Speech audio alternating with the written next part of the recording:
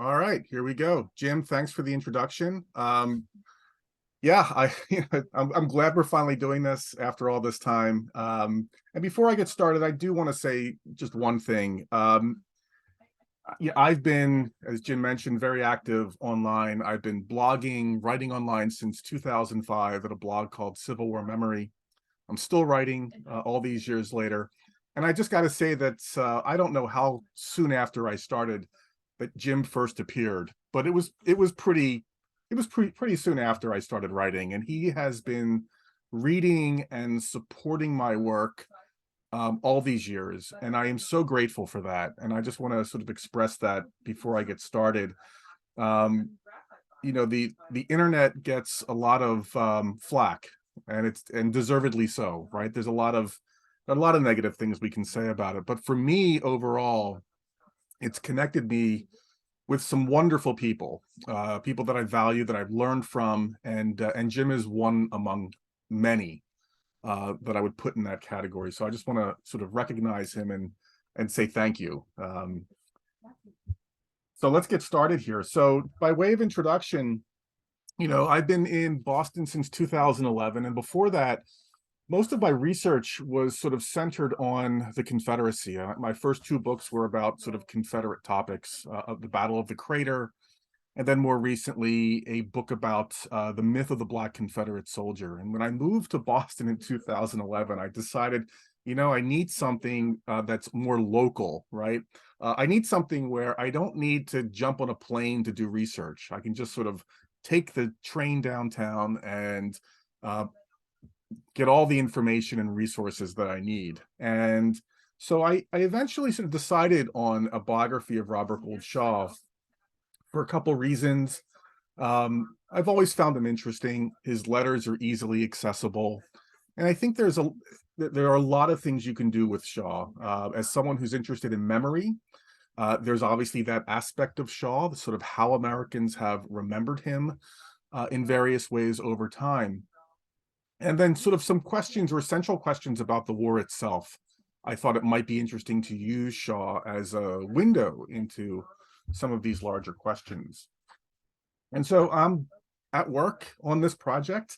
I was hoping to have it finished by now, but COVID and other things have certainly delayed my ability to complete this project. But hopefully by the end of the year, at least that's what I'm telling my publisher, it'll be manuscript in hand. So we'll see how that goes.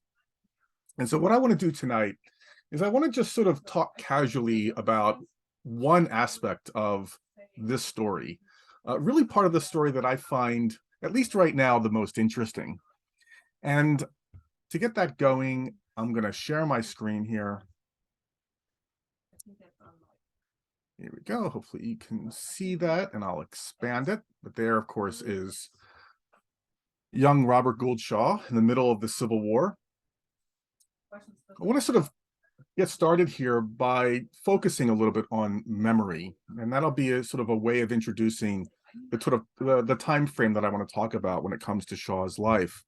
I think for most of us, we were introduced to Robert Gould Shaw one of two ways, and I suspect for most of us, it's the release of the movie Glory in 1989, right, and the success of the movie Glory. I think for most people who know anything about Robert Gould Shaw, it's through the character that Matthew Broderick plays. Played really well, I would say, overall. In fact, Glory is still to this day my favorite Civil War movie.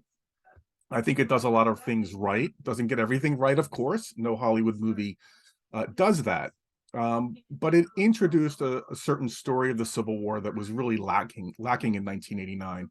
The story of Black United States soldiers, the broader sort of story of emancipation. I would say the other way in which people sort of understand Shaw is through the monument that is not that far away from my home in Boston. In fact, yesterday I gave a tour to a historian friend, and we started at the Robert Gould Shaw Memorial on Beacon Hill, right across from the State House, dedicated in 1897. And I think what both of these things have in common is that they center us on Shaw's story in 1863, specifically in command of the 54th Massachusetts. And I think the movie Glory especially does this, right? It sort of, it starts with Shaw at Antietam, but it quickly moves to the beginning of 1863 and the raising of the regiment. And I think that as someone who's interested in biography, that's problematic. It's problematic because it plucks Shaw out of the historical timeline, right? It leaves you wondering what he was doing before that point in time. And for me, one of the central questions that I went into this study with is, how did his prior experience shape him, right? And I think that's an important question, because keep in mind, when Shaw takes command of the 54th Massachusetts in early 1863 in February, he's only with the regiment for a few months before it's sent down to the seacoast islands in the South, along South Carolina.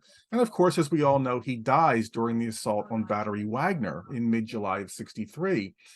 And that, of course, as a result, allowed people, beginning with the Black community here in Boston, sooner involving his own mother, it allowed them to memorialize him. It allowed the country to turn Shaw into what it needed, right? A martyr to the cause, a martyr to the cause of emancipation and union. And again, I think we need, as historians and students of history, I think we need to have a better sense of what his earlier military career looked like. And that's really what I've been spending my time doing. He goes into the war beginning in April of 1861, and he serves, of course, right through to the end of 1862. But we know so little about him, right? And I think it's during this earlier phase in his military career that his understanding of what the war should be about, his understanding of African Americans, the issue of slavery, the issue of emancipation, Southern civilians, all of this takes shape during that period. And that's one of the things that I'm trying to do my best to interpret. And so what I'm going to do tonight, through a series of slides, I'm going to sort of riff on some slides, talk about some slides, but I'm going to use Shaw's own words. His letters are very accessible. They've been published, of course. Russell Duncan's collection of Shaw's letters are just wonderful, and all of you should have a copy. They're just wonderful to read. The originals you can actually read online through Harvard. They've all been digitized, even going back before the war. And it's so nice because you can actually read his handwriting. And how often do we come across 19th century Americans and the handwriting is like an EKG scan, right? So with Shaw, it's an absolute pleasure. And so I'm going to give you sort of a basic overview before we get to the war of his life, and some things I'll sort of highlight that are important. And then we'll spend most of our time on the first 2 years of the war. And during the Q&A, if you want to ask me about 1863 or any other aspect of Shaw's life, you can certainly do so. But he was born here in Boston in 1837. He only spent a few years in Boston. The home that's featured in Glory, where he's marching by on his horse and looks up at his parents, that home is still located on Beacon Street. I saw it yesterday. But he only spent a few years, in downtown Boston. If you've ever visited the location of the Shaw Memorial on Beacon Hill, you may know that there are two large trees in front of the memorial. Those trees actually date to the 1790s, when John Hancock actually owned the property. And so it's actually quite possible to imagine a young Robert Gould Shaw actually sort of perhaps climbing those trees, or one of those trees, right next to, of course, the location of the memorial to him that celebrates his life. His parents, as you might suspect, two very wealthy, elite parents, Frank Shaw, Sarah Blake Sturgis Shaw. They're from elite Brahmin families in the Boston area. And what's important about his parents, especially Frank Shaw, I think, in this regard, they are both highly committed reformers. They are involved in, beginning in the 1840s, they're involved in a whole range of reform issues, including the issue of abolitionism. They're interested in the temperance movement. They are interested in the penal system, reforming the penal system.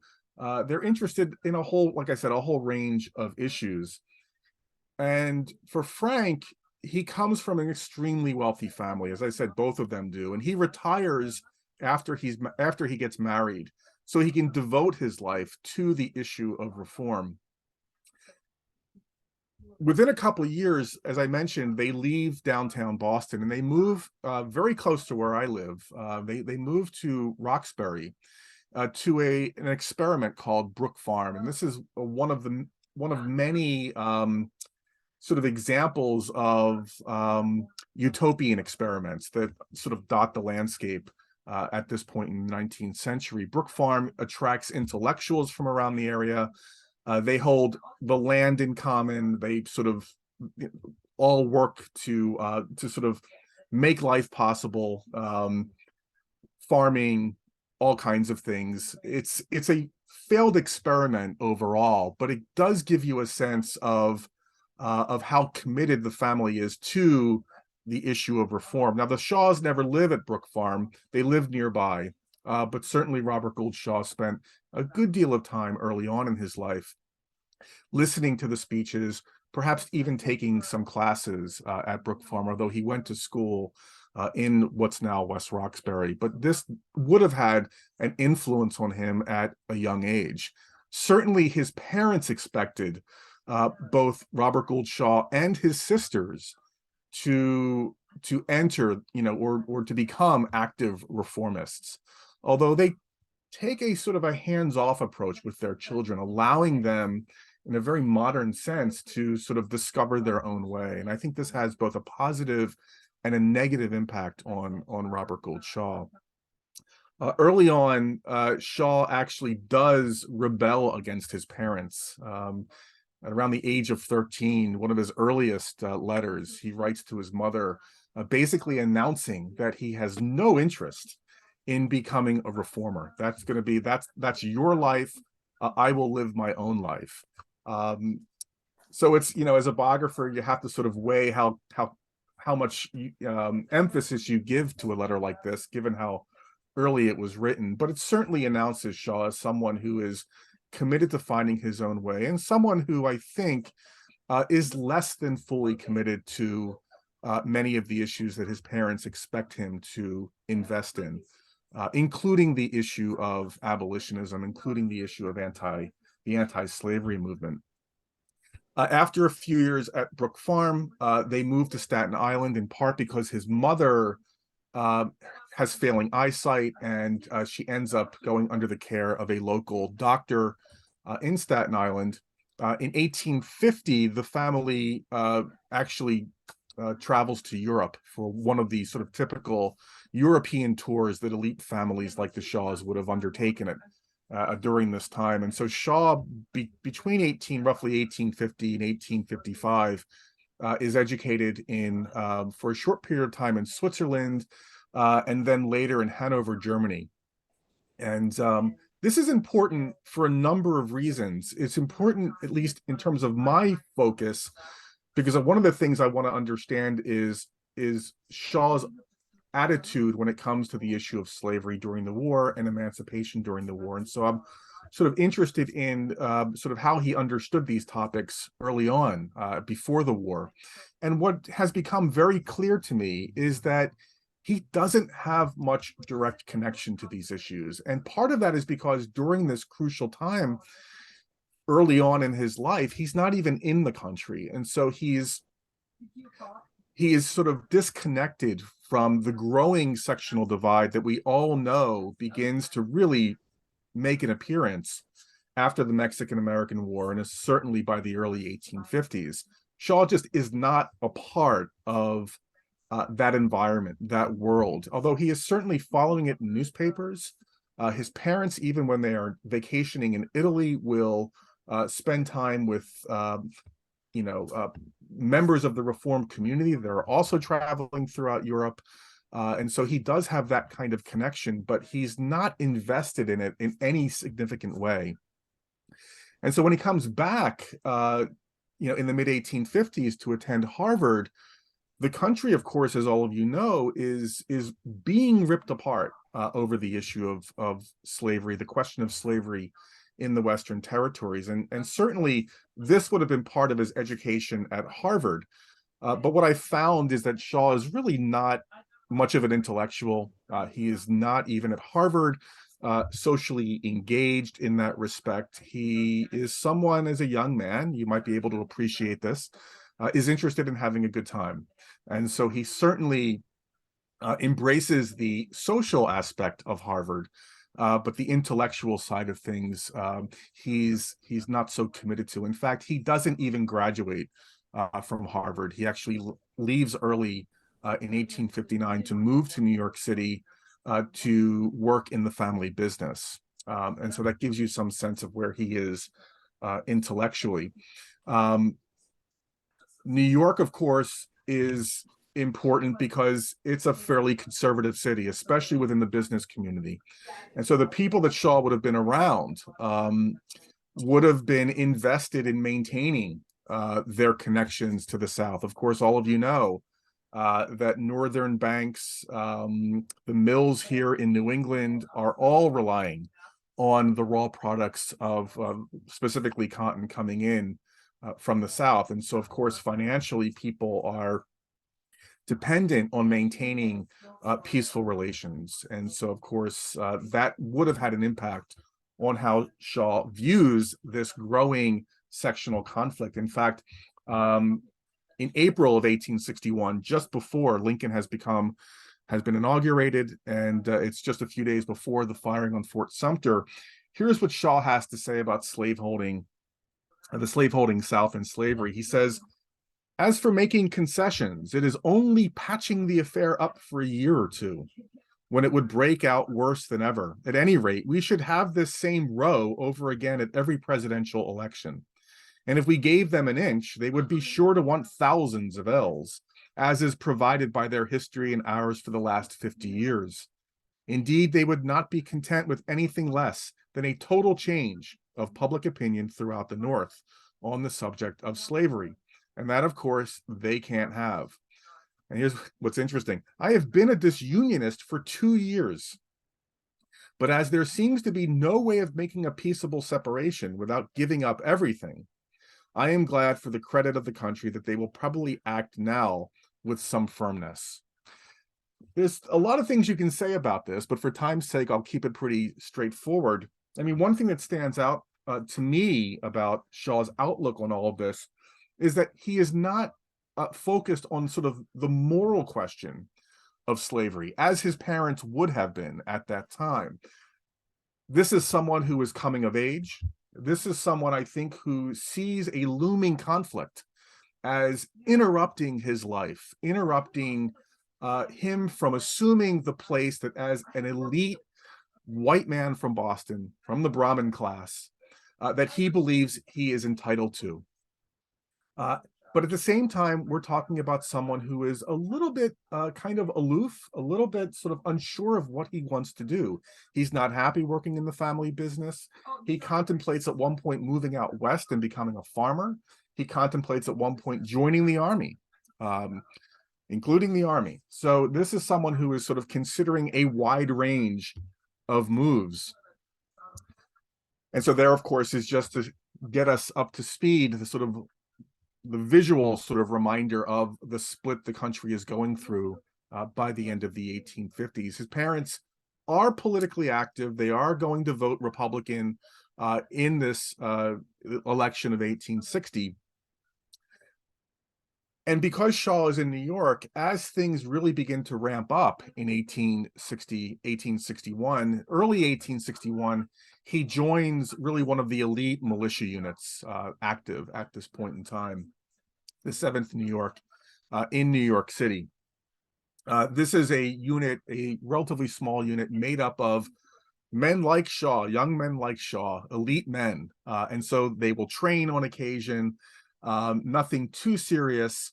And after the firing on Fort Sumter, they, of course, like other militia units, are called up for duty, and specifically, of course, called up to protect Washington, D.C., which is obviously not being properly defended after Lincoln's inauguration and after the Upper South secedes, especially, of course, Virginia, with the question of whether Maryland will follow. And so by April 26th, Shaw's in Washington, D.C., stationed actually in the Capitol building. Here, of course, is the unfinished Capitol. Here's what he says on April 26, 1861. That evening, we marched up to the Capitol and were quartered in the House of Representatives, where we each have a desk, an easy chair to sleep in, but generally prefer the floor and our blankets, as the last 8 days' experience has accustomed us to hard beds. The Capitol is a magnificent building, and the men all take the greatest pains not to harm anything. Jeff Davis shan't get it without trouble. Troops from New England are quartered all over it, but we have the best place. My desk is on the Republican side of the House. I have no doubt we are the best behaved Congress that has been in session for a good while. So Shaw is with the 7th in New York for a couple weeks. He meets Lincoln at one point, actually has a meeting with Lincoln. He's somewhat impressed with the man. And we'll have some more things to say about him later on in the war. But I think spending time in Washington does begin, and in uniform, does begin to give him a sense of what's at stake in the war. Although, I think this is not someone who is ideologically driven, at least in this early stage of the war, but certainly visiting the Capitol for the first time, being around other young men from other states that are beginning to move in from elsewhere, gives him a sense, as it would have for other young men coming into DC and traveling from home for the first time, a sense, a tangible sense of the nation, right? Of nationalism. And reminding them, of course, of the important work that needs to be done. This is only a month, I think it's a 60-day, I should say,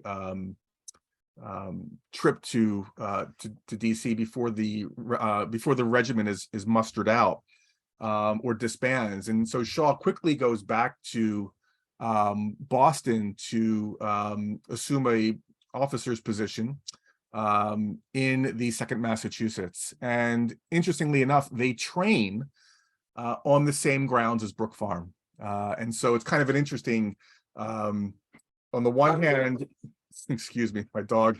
On the one hand, you've got Shaw training for war on the grounds of a former utopian experiment. And these are some of the officers in the 2nd Massachusetts. Shaw is not pictured here. He was commissioned as a 2nd lieutenant early on in the 2nd Massachusetts, as opposed to just being a private in the 7th New York. And this, of course, is a challenge for Shaw because, of course, like many young officers, citizen officers, if you will, he has to learn this new role from the ground up. He has to learn the art of command.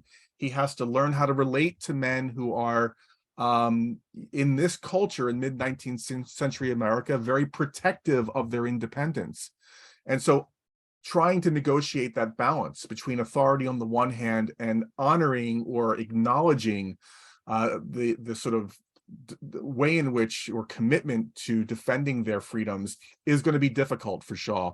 This is someone who sees the world as a natural hierarchy, right? With people like himself, the Boston Brahmin, the educated, the elite, entitled to the positions of authority, and that means other people are expected to follow, and in this case, of course, follow orders. On May 25th, he has this to say, writing from Brook Farm. He says, "We have a good many Irishmen in our company who are very hard to manage at first, but they are getting toned down by degrees. We are filling up with Americans, and yesterday got 16, every one of whom was above the average, both in height and muscle. We have a great deal of fun with the sentinels at night, for they very seldom can remember the form of challenge, and the Irishmen seem sometimes utterly unable to learn or understand anything." No surprise that someone in Shaw's position has the kind of views that he does of the Irish. It's a reminder, an important reminder, I think, that when he comes into command of Black soldiers for the first time, the idea of trying to understand where he fits in or where they fit in this this hierarchy is going to be no different from how he sees the Irish. Um, I think there's a lot of commonality between how he views or will view African American soldiers and how he views Irish American soldiers. His prejudice, his biases come out in both cases. And again, I think that's important to keep in mind about someone like Shaw. Just a nice photograph, not of the second, but of the 40th Massachusetts training. And again, I think it's a reminder of what Shaw would have spent his time doing at this point in time, getting himself and the men in his company ready for battle. They do move out in late June of 1861, and Shaw spends really the entire period of time up until the end of 1862 out in the Shenandoah Valley of Virginia, really in the lower Shenandoah Valley, which would mean the area roughly between Martinsburg and certainly Harper's Ferry, and then even as far south as Port Royal, or Fort Royal, I should say, and Strasburg. And I think what's important about that, a number of things that are important, of course, it certainly gives us a sense of how Shaw will deal with the issue of slavery. This is someone who really had no contact with African Americans before the Civil War. His home in Boston is just a few blocks from one of the most vibrant Black neighborhoods really anywhere in the country at this point. In fact, one of the most important centers of Black abolitionism, just maybe 5-6 blocks from Shaw's home in Boston. But the family and Shaw himself, given that, of course, he goes off to Europe for a number of years in the 1850s, and just given his station in life, just doesn't interact with African Americans. And so certainly through his parents, he would have been committed to the idea of anti-slavery. So there's no question that Shaw believed that slavery was a moral wrong and should end. But that's a very different issue, or very different claim or belief, as opposed to what he believes about African Americans and his assumptions about the Black race. And those assumptions will come into contact, or conflict even, with the people he comes into contact with in the Shenandoah Valley. Because, of course, right from the beginning, soldiers in the Shenandoah Valley, as soldiers in the Mississippi River Valley in 1862, they're going to come into contact with thousands of fugitive slaves, enslaved people looking for freedom. And if you read the letters of the men in the second, other units that are in this part of Virginia, they write about it all the time. And it's the first time they're experiencing for themselves the issue of slavery. And so right from the beginning, he's stationed in Harper's Ferry, of all places. And you can imagine, you might expect that when he writes home about Harper's Ferry, he's going to talk about John Brown. He's going to give his parents what they expect, right? A sign that their son that the light has gone on, right, in their son's head, that he understands the importance, that this is a war to end slavery and bring about racial equality. Nothing could be further from the truth. In fact, he writes from Harper's Ferry in July of 61. He says, "I saw John Brown's prison this morning and the place where he was executed. The slaves here seem well cared for, but they are evidently glad to see us." A couple days later, at the end of the month, he writes, "We used the engine house, which John Brown took possession of, for a guardhouse. And there are 3 or 4 loopholes which he made to fire through, and marks of musket balls on the walls inside. It seems to be the worst place he could have chosen to defend against an attack. For when the doors are shut, it is like a brick box, as all the windows are high up, and his loopholes are so small that they give no range at all to the men firing through them." Now, it's an interesting sort of analysis of the defensive, I guess sort of the defensive value of the engine house where Brown made his last stand. But it's certainly not, the sort of reflection on what Brown was after. There's nothing that sort of gives his parents the sense that their son really does understand the importance of what John Brown attempted to do, right? He seems to still be removed from the moral question of of slavery and the war, right? For Shaw, the war is it's not a war of emancipation. In fact, it's not really clear at this point what this war means to him. Is it about union? Perhaps, but you're hard pressed to find this sentiment in his letters. This is someone who's on an adventure. This is someone perhaps who's looking for self-advancement, but it's not someone who is sort of viewing this as a moral test. Not at this stage. I'll just give you another example from March of 1862, a little bit later. This is what he writes at the end of March, March 28th. He writes, "We were lying in the sun on the side of a hill, and 4 or 5 Negroes who came up in their Sunday clothes to see the soldiers passed along. Among them was a white man with 2 little curly-headed boys. All these as handsome people as you would find. Harry said, 'That's a white slave.' So we called to him and asked what his trade was. He said, 'Nothing, sir, but working in the field under another man.' I asked him if his father had lived on the same plantation that he did, for he said he was born there. I guessed what the answer would be, and he said his master was his father, and that it had often been a bitter pill to swallow, when he had been badly treated by him, to think that it was so. He said it was, quote, like having a forked stick in him.'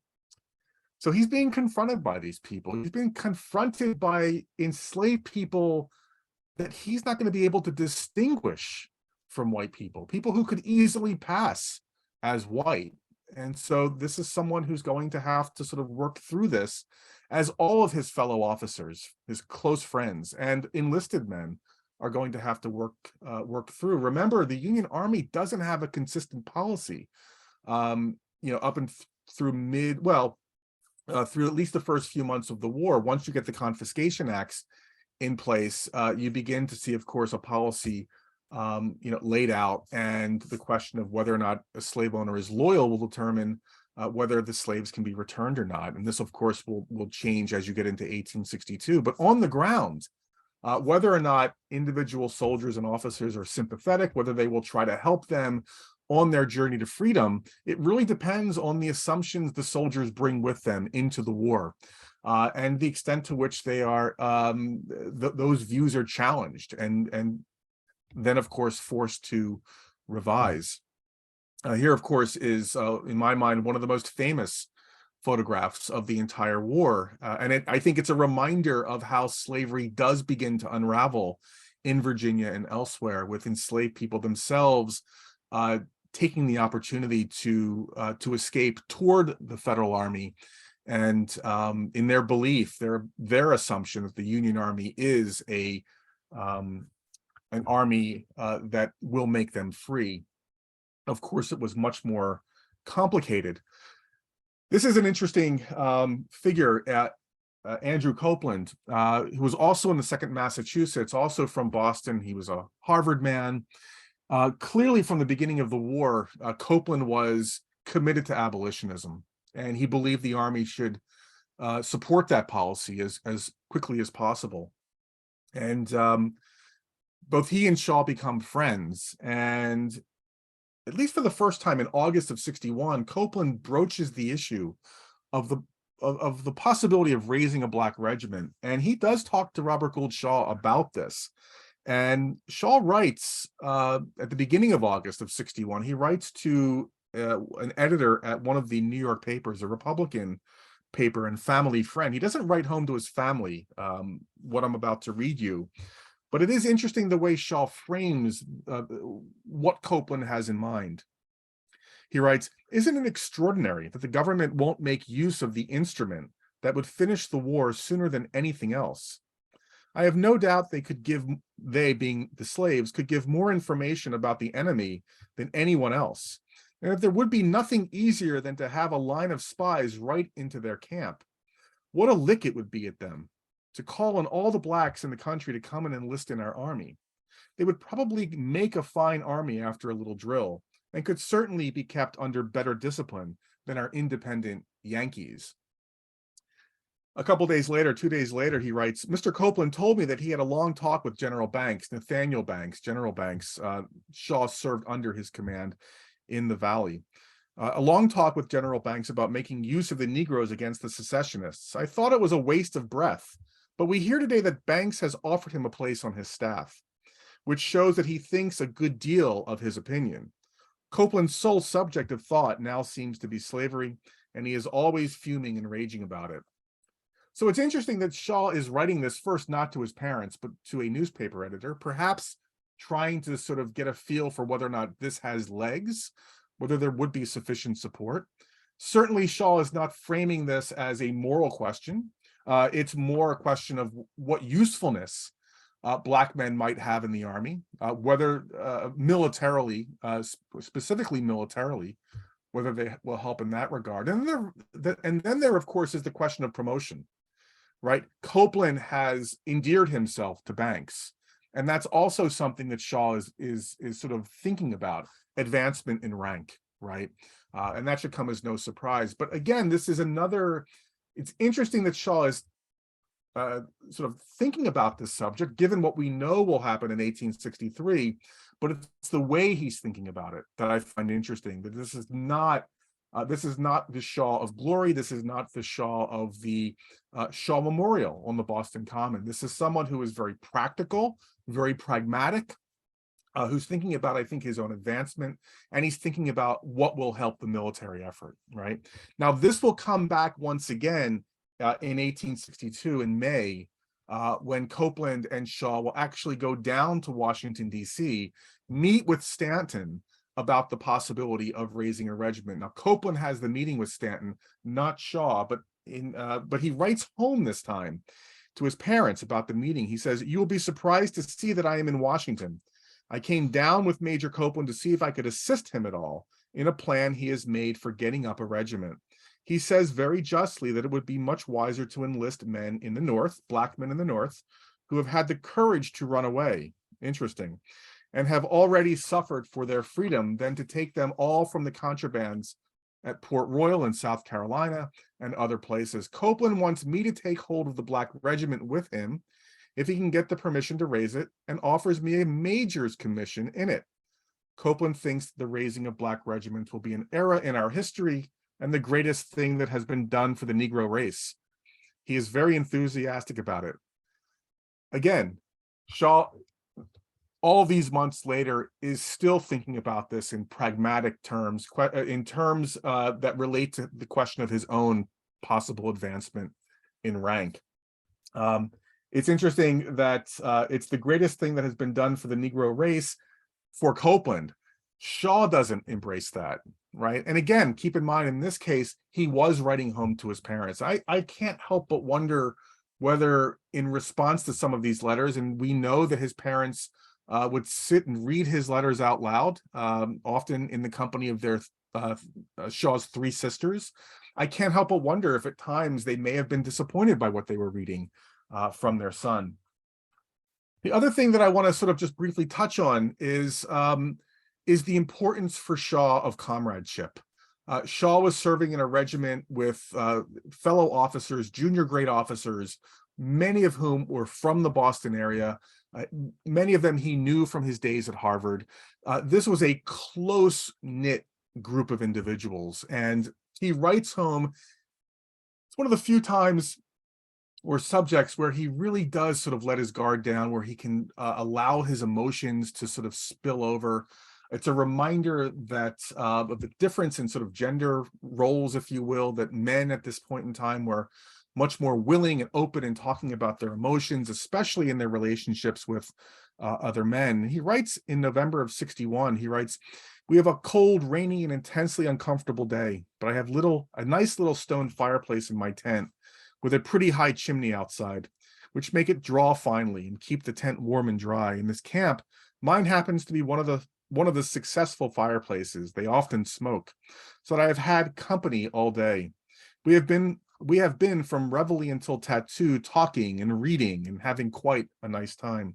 Stephen Perkins, Rufus Choate, Captain Savage were the guests. The latter is one of the best men I've ever known, and at the same time, he is one of the best officers and a real brave fellow. One of the rarest articles to be found is a pure-minded man, and Savage is as much so as any woman. On Thanksgiving, November 23rd, he writes, besides all the turkey and geese, they had nearly 1,200 pounds of plum pudding. The officers' dinner was at 5 o'clock, and we enjoyed ourselves very much.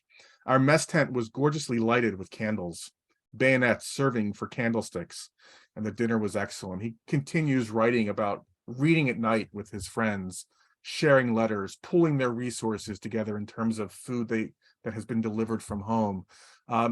It was, I think, for Shaw, if he had little in common with the enlisted men under his command at this point in time, he had everything in common with his fellow officers. And I think it's very clear that he relied on them a great deal. I think it's what embedded him within this regiment at this point in time. And it's what I think sustained him as it would have for his fellow officers.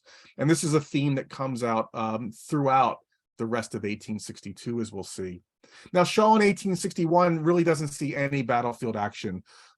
He sees the aftermath of Ball's Bluff, and many of his friends, of course, were in the Harvard Regiment, the 20th Massachusetts, which is really torn to pieces at Ball's Bluff. He sees the bodies on the bank of the Potomac River because the 2nd was ordered as a reserve unit in that area. But it's not until 1862 that Shaw experiences his baptism of fire.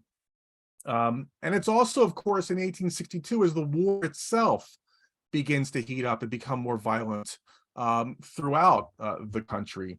And I think that also has an impact on how he views civilians that he comes into conflict with. In Winchester, Virginia, he writes, we heard today from a citizen that after the Battle of Bull Run, some Northern skulls were sold here at $10 apiece. Also that many officers had spurs made of our men's bones. I don't know whether to believe these things or not. The next month, he writes, these people here are as stuffy as they can be about secessionism. And I don't believe there is an honest Union man to be found. They are nasty, dirty, ignorant race. A woman in Edinburgh expressed great astonishment that Massachusetts men spoke the same language that she did. She called it the same, but I think my stars I never learned such a patois, the dialect of the common people, as most of them speak. The end of May, 62, Shaw finally sees battle at Fort Royal along the Shenandoah River. So this is, I should just sort of go back here real fast. He writes, the whole division, excepting those who were cut off at Front Royal and arrived there. The 2nd Mass covered the retreat from Strasburg on Saturday afternoon, and from all accounts did good service. 2 companies repulsed a body of cavalry, which would undoubtedly have thrown the rear of the column into confusion if they had got by it. So this attempt to, as a rear guard, Shaw is a part of during this fight. And it's at this moment that he is barely saved. He is almost struck by a ball that was deflected by his watch. And so one of those close calls. After this, Shaw assumes a position. He accepts a position on General George Gordon's staff. And by the summer of 1862, I'm going to jump ahead a little bit past the Battle of Winchester, which is important, another engagement. But it's really in August of 62 that Shaw experiences his first significant battle. And that happens at Cedar Mountain on August 9th of 1862. And the 2nd Massachusetts is hit hard. And specifically the junior officers, Shaw's friends are specifically, many of them are lost in battle. And this is one of those examples or moments where Shaw has the opportunity to walk the battlefield after the fighting has ended. And it's another example, I think, where the importance of his comrades comes through, his sense of loss. Again, it's another moment where his emotions pour out. He writes a couple days after the battle, I was with the 2nd Massachusetts, having been ordered to show Colonel Andrews where to go. The first thing I noticed upon coming out of the wood was the immense number of bodies lying about the field. And then I saw a long line of rebel battalions drawn up opposite and almost concealed by the smoke from the pieces. Then he writes, yesterday I went over the battlefield with the general. The first man I recognized was Richard Carey. He was lying on his back with his head on a piece of wood.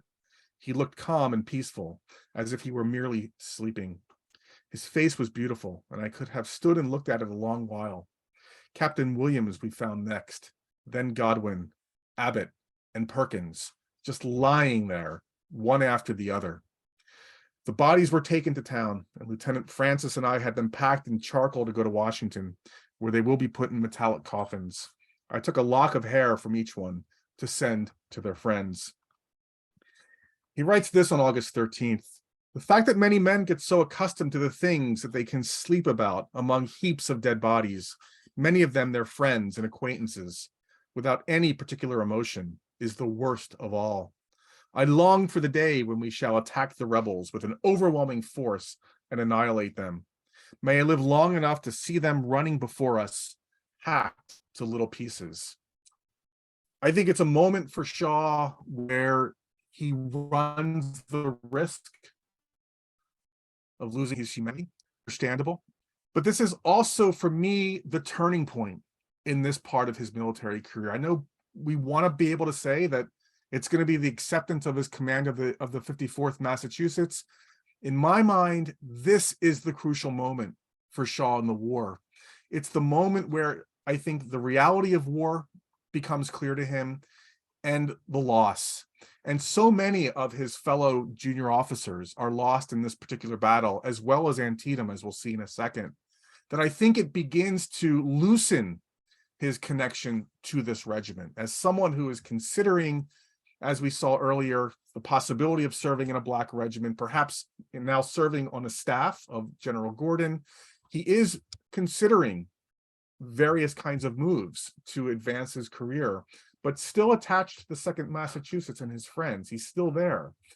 And I think the loss of so many of these friends does sort of make it possible now for him to move in some of these other directions, because that camaraderie is just simply no longer there. And as I mentioned, Antietam is another bad day for the 2nd Massachusetts, including Shaw. He writes on September 21st, he writes, "At last night came on, and with the exception of an occasional shot from the outpost, all was quiet. The crickets chirped and the frogs croaked, just as if nothing unusual had happened. All day long, and presently the stars came out bright, and we lay down among the dead and slept soundly until daylight.